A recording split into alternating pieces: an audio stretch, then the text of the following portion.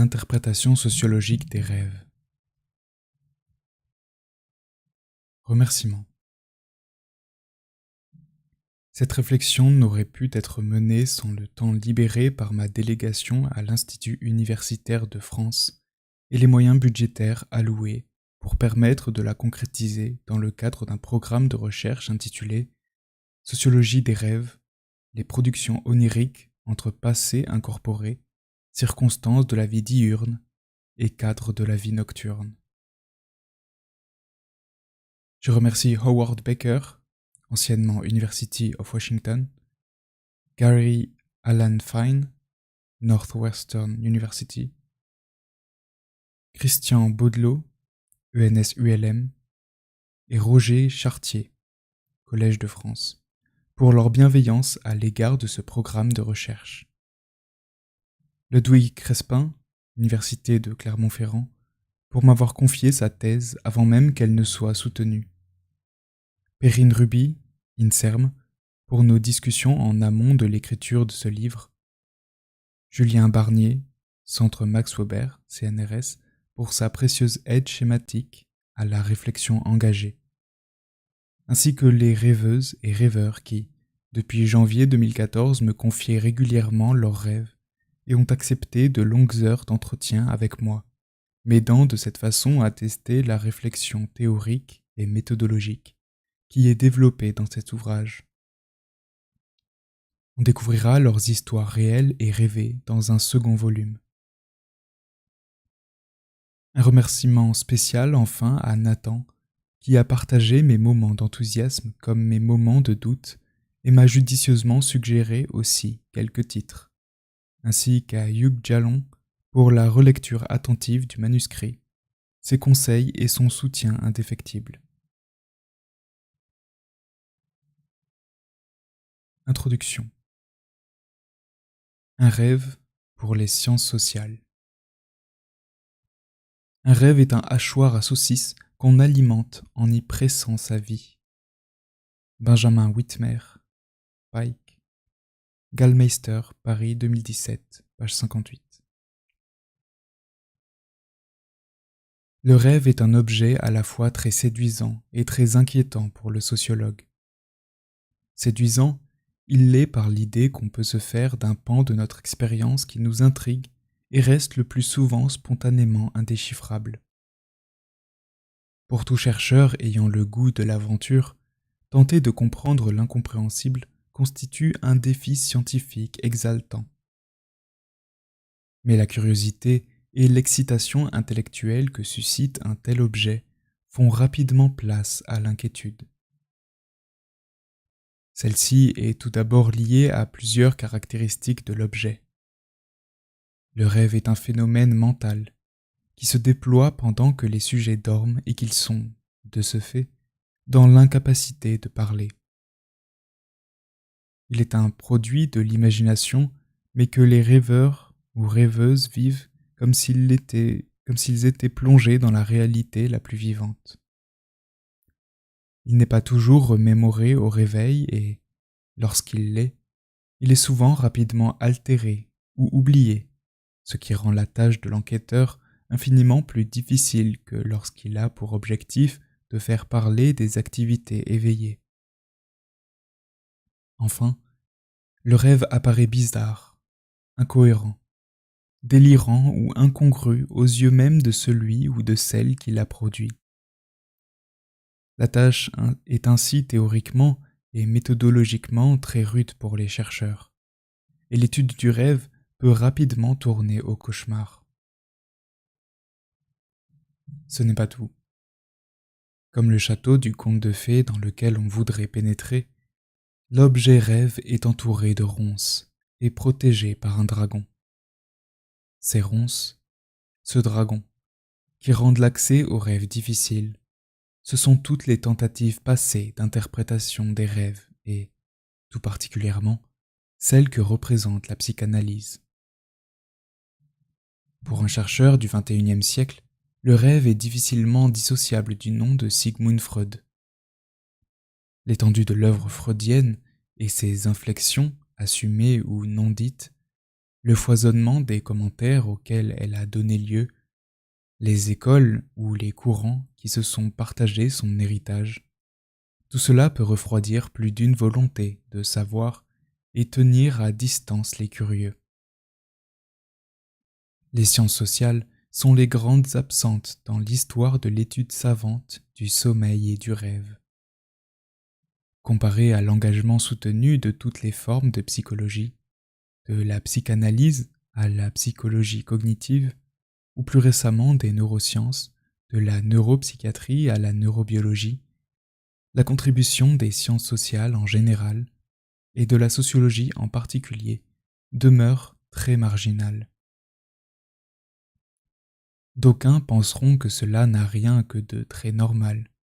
Le rêve n'est-il pas l'activité à la fois universelle, tout le monde rêve, individuelle, chacun rêve de choses très singulières, et involontaires par excellence? Que sociologues, anthropologues ou historiens puissent s'interroger de la manière dont il a été conçu, traité, interprété par des époques, des sociétés ou des groupes différents, cela va de soi. Mais qu'ils essaient d'entrer dans la logique de sa fabrication, qu'ils le considèrent comme le résultat d'un processus en rapport avec la situation des rêveuses ou des rêveurs dans le monde social, cela n'a en revanche rien d'une évidence.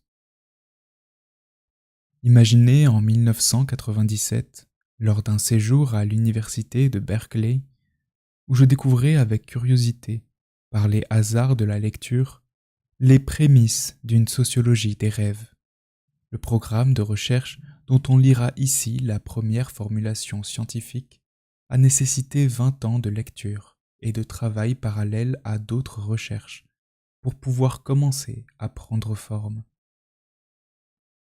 Cette connaissance des travaux sur le rêve, passé et présent, issus de disciplines très différentes, psychanalyse, psychologie, neurosciences, linguistique, sociologie, anthropologie, histoire, etc., m'a permis d'élaborer une nouvelle théorie intégratrice qui, partant des acquis du modèle d'interprétation synthétique proposé par Freud en son temps, s'efforce d'en corriger les faiblesses, les manques et les erreurs, en tirant parti de nombreuses avancées scientifiques accomplies depuis l'extraordinaire effort de connaissance que représenta son livre L'interprétation du rêve, à la charnière du XIXe et du XXe siècle.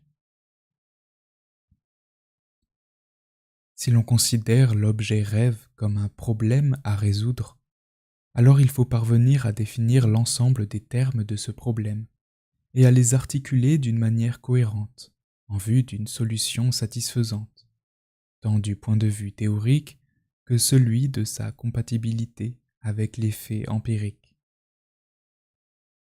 Activité psychique involontaire durant le sommeil, le rêve peut être ainsi caractérisé comme une forme d'expression spécifique, par laquelle le rêveur fait travailler les problèmes de tous ordres qui le préoccupent plus ou moins consciemment au cours de la vie éveillée. Je m'efforcerai de montrer qu'une telle forme d'expression symbolique ne se comprend vraiment qu'en prenant en compte une série d'éléments ayant trait au passé incorporé du rêveur, aux circonstances récentes de sa vie, ainsi qu'au cadre du sommeil dans lequel le rêve se déploie, et qui se caractérise notamment par le retrait du flux des interactions et des sollicitations sociales ordinaires, par l'affaiblissement du contrôle réflexif de l'activité mentale et la mise en œuvre d'une communication de soi, à dominante visuelle et à fort implicite. Ces différents éléments seront explicités, détaillés et articulés dans une formule générale d'interprétation des rêves, permettant de penser de façon dynamique le processus de fabrication du rêve. Le rêve sera plus généralement pensé comme une forme d'expression spécifique, située dans un continuum expressif. Rêve, rêverie éveillée, délire, hallucination, jeu, création littéraire ou expression artistique, etc., qui varient en fonction des conditions dans lesquelles l'activité psychique est amenée à se déployer. L'analogie pratique, qui est, avec l'association par contiguïté, l'une des formes élémentaires de la vie psychique humaine, caractéristique de sa nature historique, sera placée au cœur des opérations oniriques, de symbolisation, de condensation, de métaphorisation, de substitution, etc., qui rendent l'expression du rêve si singulière. Et l'on montrera, en fin de compte, comment le rêve peut être scientifiquement interprété dès lors qu'il est articulé à un hors-rêve qui en constitue l'arrière-plan existentiel. Cette théorie de l'expression onirique formulée depuis la sociologie, mais qui intègre de multiples connaissances pluridisciplinaires mises en cohérence, permet au rêve de faire son entrée dans les sciences sociales à partir d'une perspective à la fois dispositionnaliste et contextualiste. Parvenir à constituer le rêve en objet d'étude pour les sciences sociales est une manière d'étendre le domaine d'étude de ces sciences en donnant accès à ce qui demeure aujourd'hui très largement une terra incognita. Norbert Elias soulignait les limites que se sont longtemps imposées, sans toujours en être conscients, les chercheurs en sciences sociales en étudiant des sociétés dans des limites nationales et en se concentrant sur des individus adultes déjà socialement constitués, comme s'ils n'avaient jamais été enfants. Mais la liste des domaines et dimensions éludées ne s'arrête pas là, car les chercheurs ont jusqu'ici concentré quasi exclusivement leur attention sur les comportements les plus collectivement organisés d'individus éveillés, en négligeant le fait qu'un tiers de leur temps environ est consacré au sommeil, et que des rêves accompagnent ces temps de sommeil. Que nous disent ces rêves sur la vie des individus et des sociétés dans lesquelles ils vivent? Comment les expériences sociales des rêveurs contribuent-elles à tramer leur imaginaire, même dans les moments où la conscience intentionnelle ne gouverne plus le flux des images? Voilà des questions cruciales qui se posent, et auxquelles les sociologues n'ont guère cherché à répondre.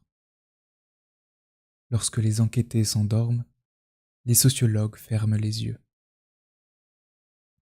Mais une théorie de l'expression onirique permet aussi et surtout de contribuer à la transformation des sciences sociales, en leur redonnant des ambitions légitimes que la spécialisation et une forme standardisée de professionnalisation ont tendance à réviser à la baisse. En se penchant sur un objet aussi étrange et en acceptant de quitter leur zone de confort pour intégrer des savoirs multidisciplinaires, ce sont des questions scientifiques cruciales qui s'imposent aux chercheurs, celles des mécanismes psychiques fondamentaux propres aux êtres historiques et langagiers que sont les êtres humains socialisés, celle de l'intériorisation des régularités sociales de toute nature sous la forme de dispositions ou de schèmes incorporés, prêts à s'exprimer à la moindre occasion, jusque dans le sommeil. Celle de la part respective de la conscience et de l'inconscience, du volontaire et de l'involontaire, du contrôle et du non-contrôle dans le fonctionnement psychique et le comportement humain. Celle enfin de la liberté et du déterminisme qui agite, aujourd'hui plus que jamais, les esprits sur les raisons de nos actes ou de nos pensées. Si le rêve fait son entrée dans la grande maison des sciences sociales, ce n'est pas pour laisser le lieu en l'état, mais pour en déranger les habitudes et en agencer autrement l'espace. Le rêve apparaîtra finalement à l'opposé de ce que crut Freud pour des raisons qui sont examinées de près. comme l'espace de jeu symbolique le plus complètement délivré de toutes les sortes de censures, tant formelles que morales, qui saisissent impitoyablement les rêveuses et les rêveurs dès leur réveil. La communication de soi à soi, dans laquelle s'exprime le rêve, bouleversant les conventions langagières et narratives, libérant les rêveurs de toute espèce de retenue, constitue en quelque sorte le plus intime des journaux intimes, l'expression la plus franche de toutes les formes de franc-parler. Le rêve livre de ce fait, à qui veut s'y intéresser, des éléments de compréhension profonde et subtile de ce que nous sommes. Son étude permet, au fond, de savoir ce qui nous travaille obscurément, et de comprendre ce qui pense en nous à l'insu de notre volonté. Dans toute recherche scientifique, un équilibre doit être trouvé entre, d'une part, l'élaboration d'un modèle théorique général ainsi que des méthodes qui lui sont associées, et d'autre part, la mise au jour de structures, de processus, de mécanismes ou de logiques socio-historiques propres à tels individus ou groupes d'individus dans la réalité sociale. Un tel équilibre nécessite la publication des résultats de la recherche sous la forme de 2 volumes séparés. Du fait de son caractère inédit, l'interprétation sociologique du rêve, comme forme d'expression et processus singulier, imposait, dans un premier temps, de construire une théorie intégratrice et empiriquement pertinente, c'est-à-dire tenant compte des connaissances théorico-empiriques déjà produites, permettant de faire entrer le rêve, les logiques de sa production, et pas seulement ses usages ou ses interprétations, dans l'univers des sciences sociales. À ce stade de la réflexion, les cas des rêves ou d'extraits de rêves mobilisés n'ont alors pour objectif que de prouver la pertinence et la fécondité du modèle théorique ou des outils méthodologiques associés. Cela ne signifie pas que ces cas sont de simples illustrations, mais qu'ils sont utilisés pour montrer la capacité du modèle à se saisir de n'importe quel type de cas et mettre l'accent sur la manière dont il est effectivement mis en œuvre à partir de méthodes déterminées. Tel est l'objectif de ce premier volume. Étudier systématiquement des corpus précis de rêves, comme j'ai commencé à le faire pour élaborer et soutenir ma réflexion théorique et méthodologique, suppose, en revanche, que le modèle théorique établi, même s'il est toujours susceptible d'amélioration et de transformation, soit mis au service de la compréhension d'un matériau empirique bien délimité. C'est alors la réalité étudiée et ses propriétés qui prédominent. Le modèle théorique, comme les outils méthodologiques, se font plus discrets pour laisser place au spectacle de cette réalité dont ils ont rendu possible la compréhension. Tel sera l'objectif du second volume. Il est important, de mon point de vue, de ne pas penser cette séparation en 2 volumes comme une opposition entre théorie et empirie, car théorie et empirie sont présentes dans les 2 ouvrages. Elles n'y prennent simplement pas la même place dans l'économie de la restitution du travail scientifique accompli. Si l'on tenait absolument à qualifier ces 2 temps de la recherche, mieux vaudrait alors parler d'un temps expérimental de l'invention théorico-méthodologique empiriquement fondée, par la prise en compte, dans la construction du modèle théorique synthétique, des connaissances empiriques accumulées, et d'un temps de l'exploration systématique, théoriquement et méthodologiquement guidée, sur des corpus empiriques déterminés.